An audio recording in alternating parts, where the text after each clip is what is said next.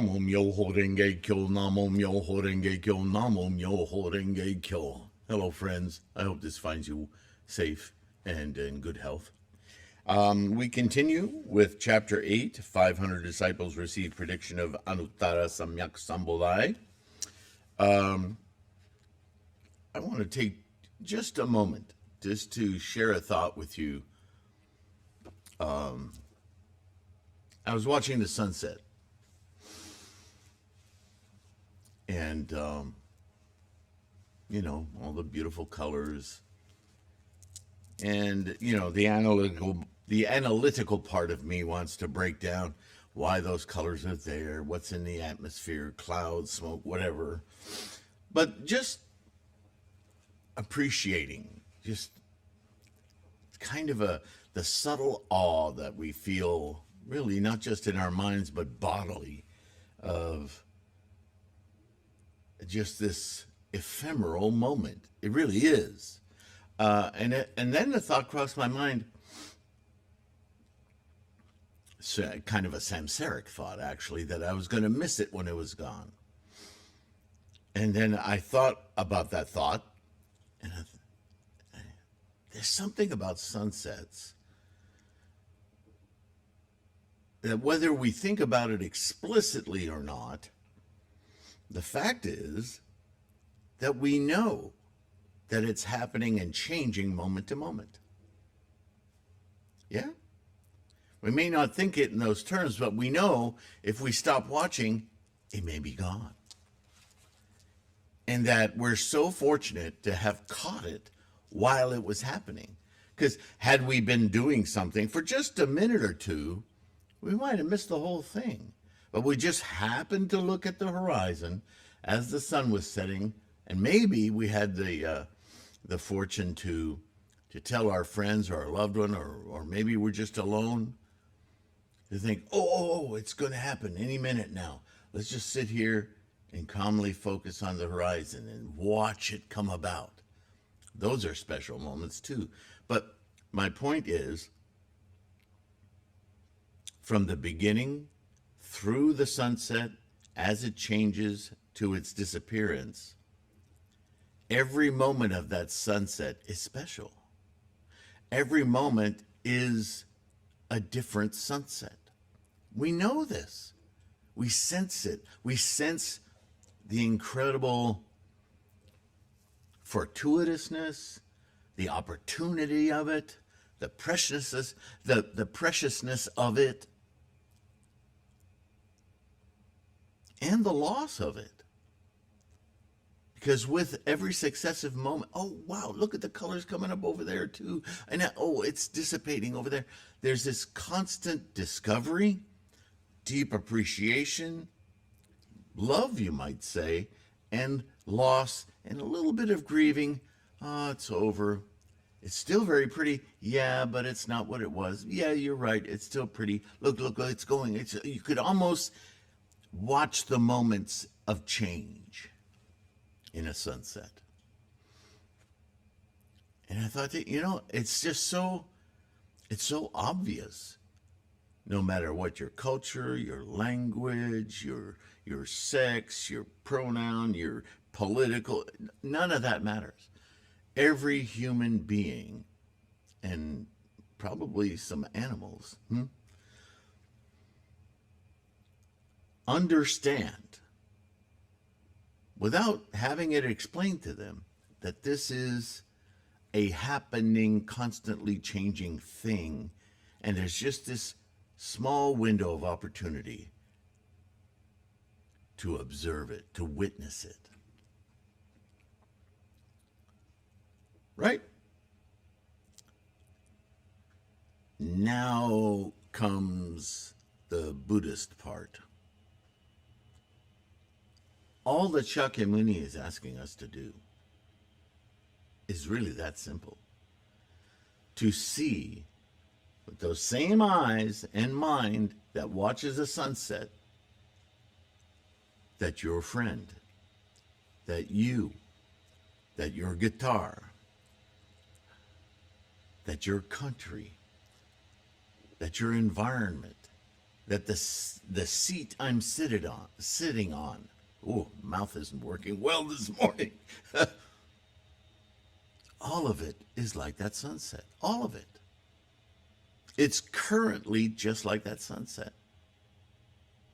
It's formulating its kind of momentary existence, constantly changing, and at some point it'll just not be there anymore.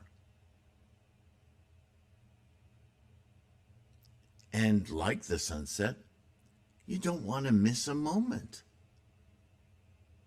You're already in love with its coming to be and grieving its coming to be gone. If we looked at everything that way, every phenomena that way, do you know anyone who hates sunsets? Yeah. A thought experiment I thought I'd share. Interesting, yeah? Okay. Enough blah, blah, blah. Thanks for indulging me. All right, continuing. Constantly with tactful methods, he shall fearlessly teach the law and lead incalculable beings to attain perfect knowledge. Sunset knowledge. And revering the Tathagata,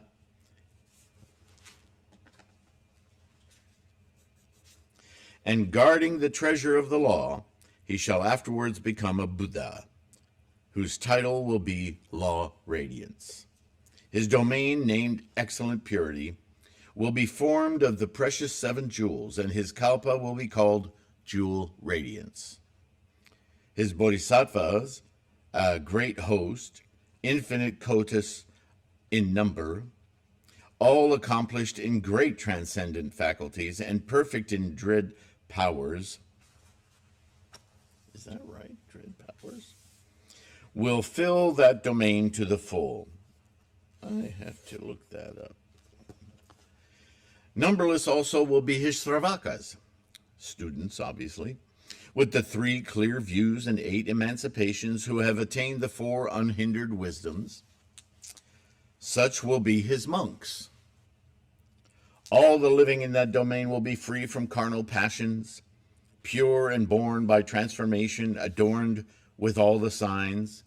Those transformations aren't magical transformations from an urn to a human, right? Transformations in the mind, right?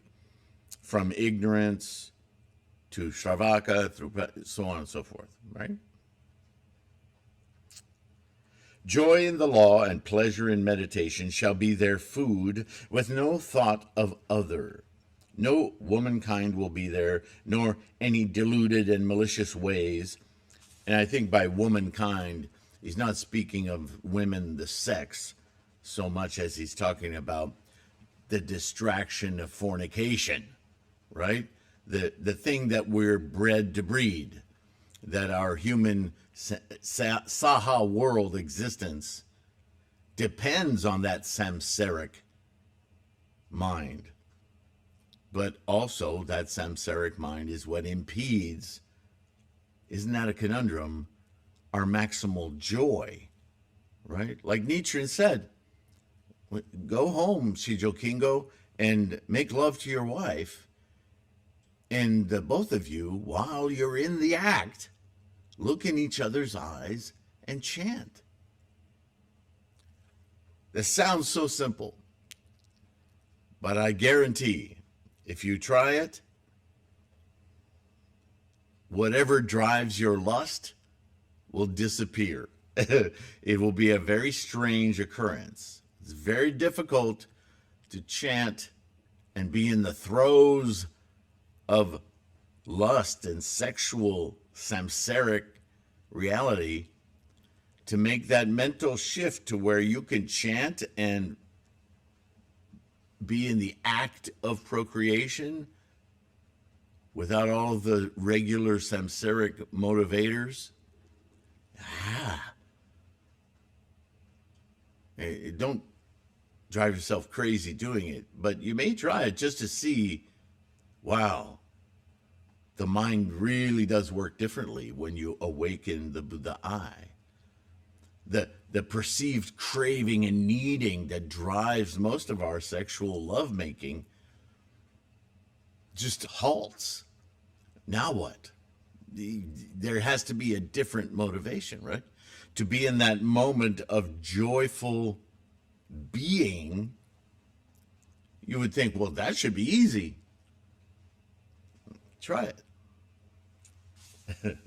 And I only say that because it comes up quite a few times, doesn't it? This woman problem. Well, only to a misogynist, but same thing for you ladies, right? Whatever your persuasions. And I don't want to go through the pronouns. It's so boring. But certainly you agree procreation is between two sexes. At least one with a womb, for crying out loud. I don't know if we're there yet, but okay. Sidetrack. Numberless also will be his Shravakas with the 3 clear views, the 8 emancipations, who have attained the 4 unhindered wisdoms. Such will be his monks, all living in that domain. The Bhikshu Purna, complete in all his merits, shall gain this pure land where the wise and sages abound. Such are the boundless things of which I have now but briefly spoken. And I have an annotation, go figure. This is one of those sections that confuse many academics and casual readers of the Lotus, as it seems to suggest some sort of infiltration into lesser vehicle practices in order to convert those within to the higher Bodhisattva vehicle and later Buddha vehicle. Indeed, the example translation is another aspect of skillful means or expedience. The idea is to speak to other monks at their level of understanding, to promote further knowledge and to help them aspire to the higher paths, eventually leading them to the Buddha vehicle. This is illustrated as a tactful means in comparison with a direct, imposing type of teaching of the Buddha vehicle as superior and therefore requisite for practice. The seesaw between shoju and shakubuku, yeah? The latter would most likely create immediate resistance and therefore negative obstacle to the Buddha path. Which is to say, if you use the wrong method to teach others, you endanger their enlightenment, and by environment, yours as well. Shakubuku is a practice of breaking bad habits of other Buddhists. Shoju is the teaching method promoted by Shakyamuni. You have to meet people where they are and then make them aspire to grow because it's their practice. You're just facilitating it, right? You can't shove Buddhism into somebody or Buddha-ness or Bodhisattva-ness. It has to come from within them. That's where the Buddha lies anyway. Yeah. So if you run around just tossing around shakubuku as your call to arms, you're likely to distance a lot of people and maybe turn them off to the idea that they can be enlightened altogether. What a horrible cause that would be, right? So this is a tale of caution. When Nichiren talked about shakubuku and his life as an example, think about Nichiren's life. We don't read a lot of the letters he wrote to followers. In most cases, like Shijo Kingo was a follower, but Shijo Kingo was also a teacher, spreading and influencing many others. And that's, if it's not that we're reading of Nichiren's, it's remonstrations and letters to other teachers of different schools and straightening them out and railing against the government and training his own disciples for debate. And everything he was doing was shakubuku of other Buddhists who were going the wrong way. That's shakubuku, that's what it's for. But when he was talking to ladies about their menstrual cycles and how they should treat that period of the, no pun intended, of the month in regards to their Buddhist practice, he wasn't using shakubuku, right? You read any of his letters to people, followers, they're very kind, almost falling over himself with appreciation, quoting from Shakyamuni, quoting from Tendai, quoting from Dengyo, quoting from Chinese lore, or whatever was relevant to that person, he used to show them where their answers are, not from him, but from Buddhism and its teachings. That's the greatest lesson you can derive from Nichiren's Gosho.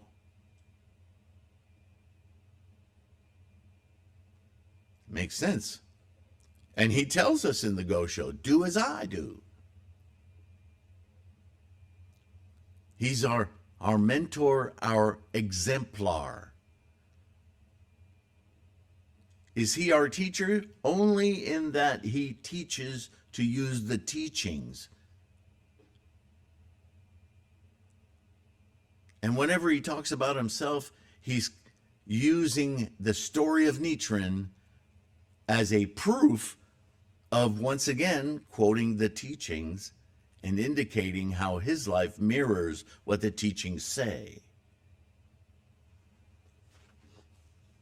He never says, well, I would never eat that. I don't see why you are. No, ever, never.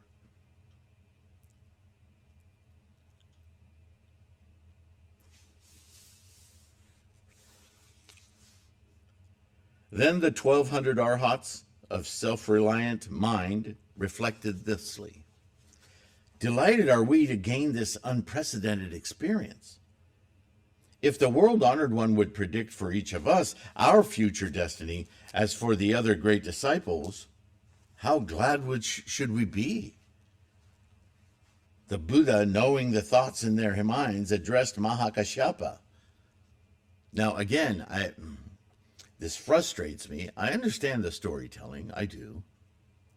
But these arhats, again, they still haven't let go of the idea that they have to be bequeathed Buddha-ness. How many chapters have we read with, you do this is yours to do. But with his compassion, he understands they've been doing this a long time.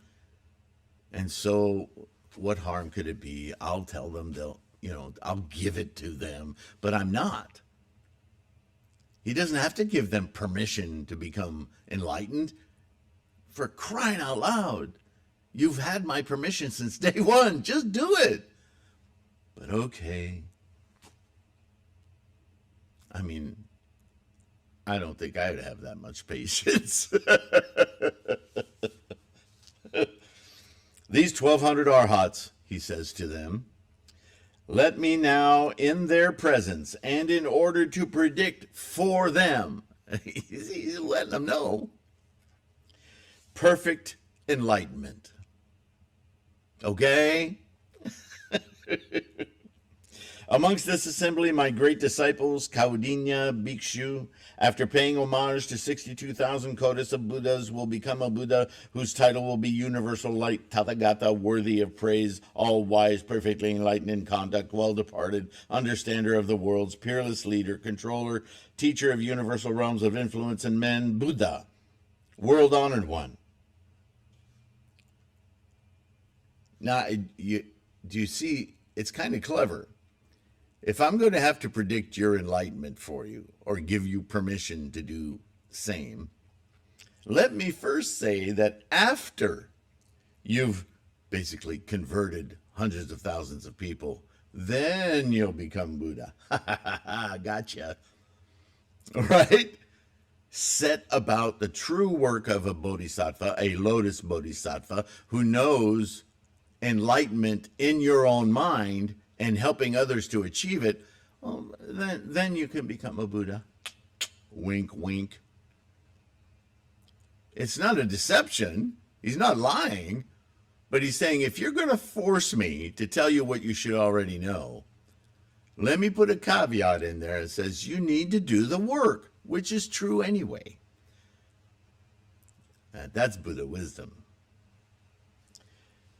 Of the rest of those arhats, 500, Uru Vilva Kashyapa, Gaya Kashyapa. I hope he's not going to list all 500. Anyway, he's got a list here. Kunda, who we read about in the Nirvana, the Mahaparinirvana Sutra, yeah. Svagata and others, all will attain to perfect enlightenment, all with the same title, namely universal light. At that time, the world-honored one, desiring to proclaim this teaching over again, spoke thus in verse. Kaudinya Bhikshu will see innumerable Buddhas, and after Asamkhya Kalpas have passed, accomplish Anuttara Samyak Sambodhaya. Ever emitting great light, perfect in transcendent powers, his fame spread over the universe, revered by all beings, ever teaching the supreme way, his title will be Universal Light. And isn't that the supreme way anyway? These words, fascinating as they are all in service of the same mission. Yeah? Mark that page. Ever emitting great light, perfect in transcendent powers, his fame will spread over the universe, revered by all beings, ever teaching the supreme way. His title will be Universal Light. Pure will be his domain. His bodhisattvas will all be brave, all mounted on wonderful buildings. They will travel through all lands with unsurpassed offerings to present them to the Buddhas. Having made these offerings, their hearts will be greatly rejoiced and soon return to their own domain. Such will be their supernatural powers, their sphere of influence, yeah?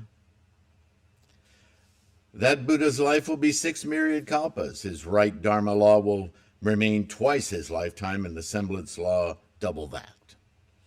His law ended, universal realms of influence and men will feel sorrow.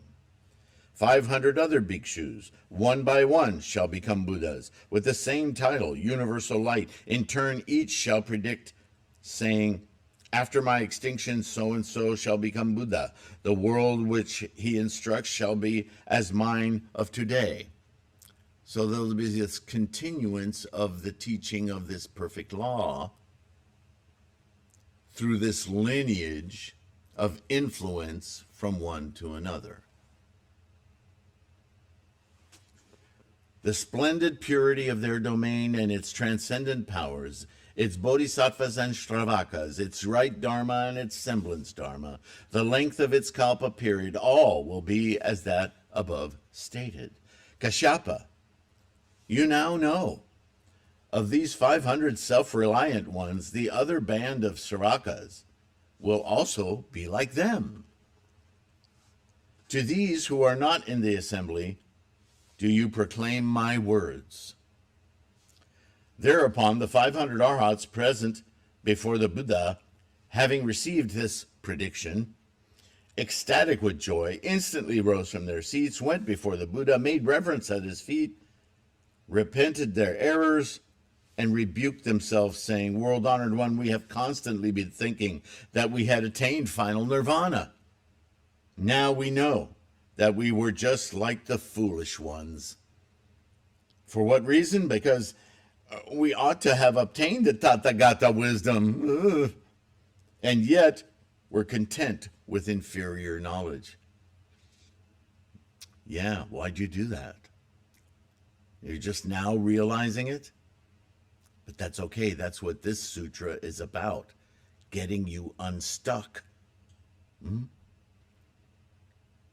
And providing the supreme vehicle for all living beings, but certainly for you guys who should be the preeminent teachers. Hello. So they're realizing it now, finally. World honored one, it is as if some man goes to an intimate friend's house, gets drunk, and falls asleep. Meanwhile, his friend, having to go forth on official duty, ties a priceless jewel within his garment as a present and departs.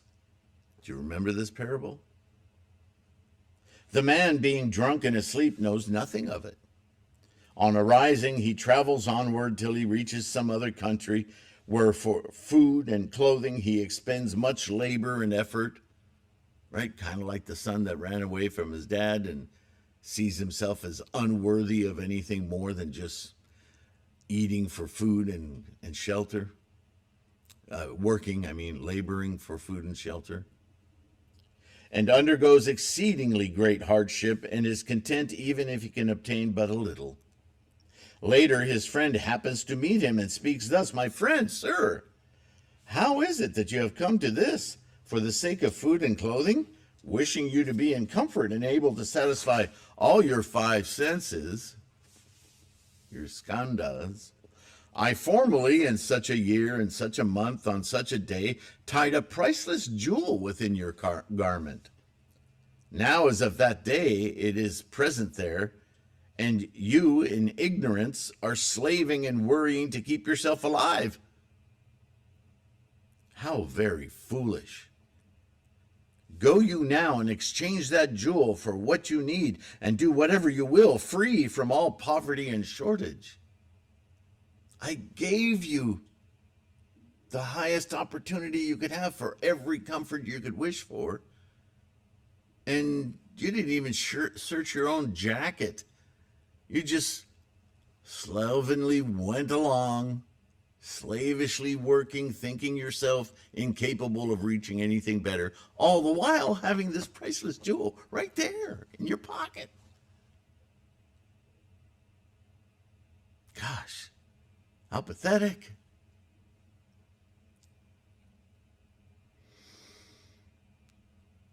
The Buddha is also like this. I gave you the perfect teaching, but you refused to see it. When he was a bodhisattva, he taught us to conceive the idea of perfect wisdom, but we soon forgot, neither knowing nor perceiving. Having obtained the arhat way, we said we had reached nirvana, that false nirvana, right? The temporary nirvana, the counterfeit dharma, a semblance dharma. Sounds like it, but it's not it. In the hardship of gaining a living, we had contented ourselves with a mere trifle. They're all great teachings, but they fall far short of the goal, the intended goal, yeah. But our aspirations after perfect wisdom still remain, and were never lost, and now the world-honored one arouses us and speaks thus: "Bhikshus, that which you have obtained is not final nirvana. For long I have caused you to cultivate the roots of Buddha goodness, and for tactful reasons have displayed a form of nirvana, but you have considered it to be the real nirvana that you had obtained.